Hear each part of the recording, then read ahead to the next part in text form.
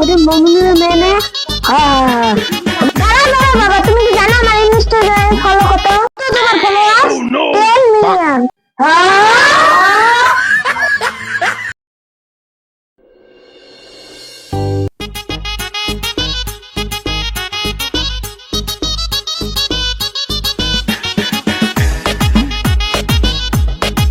এত সুন্দর জায়গা কি টিকটক বানাই।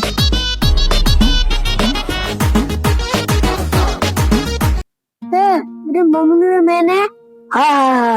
ওটা তো তার মেয়ে, তো তার বাবা নাকি 5 ওয়াক্ত নামাজ পড়ে, তার মেয়ে নাকি টিকটক বানাইছে। কি জোর লোক, সি সি সি।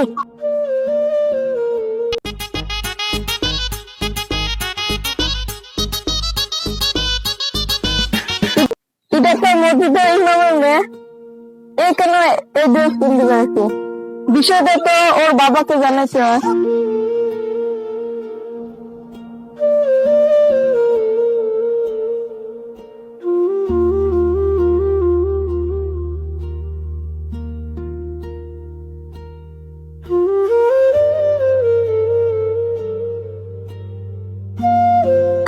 কোথায় যাচ্ছিস? এখানে মসজিদের ইমামের মেয়ে তো টিকটক বানিয়ে বেড়ায়, আজকে বিচার দিতে লাগবে। আমি তো দেখছি মসজিদের কমিটি জানাতে হবে। চল যাই।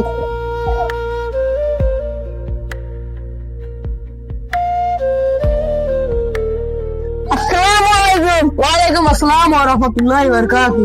তুমি কোথায় যাচ্ছ? তোমাদের বাড়িতে যাচ্ছি। আমাদের মসজিদের ইমাম আছে না, ওর মেয়ে রাস্তায় টিকটক বানিয়ে বেড়ায়। কি বলছো? মমিনুরের মেয়ে? হ্যাঁ হুজুর, আমি আর বিশ্বাস চাই, ইমামের মেয়ে যদি পর্দাশীল না করে, বাকি মেয়েরা কি পর্দাশীল করবে? তুমি তো ঠিকই বলেছো, আজকে ওদের বাড়ি যাবো। চলো।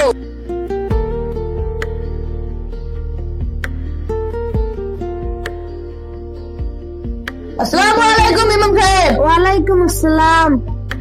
কি ব্যাপার, আপনারা সবাই আমার বাড়িতে এসে যায়? যদি বসো। আমি বসতে দিই, আমি বিচার দিয়েছি। ব্যাপারটা তো বুঝলাম না, কিসের বিচার? শুনলাম তোমার মেয়ে নাকি টিকটক বানায়।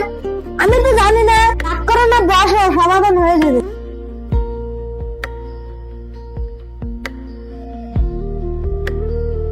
তুমি হয়তো জানো না তোমার মেয়ে রাস্তাঘাটে টিকটক বানায়।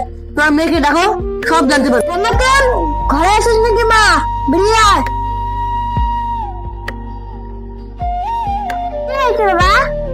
আমাকে বললো তুমি নাকি টিকটক বানাও।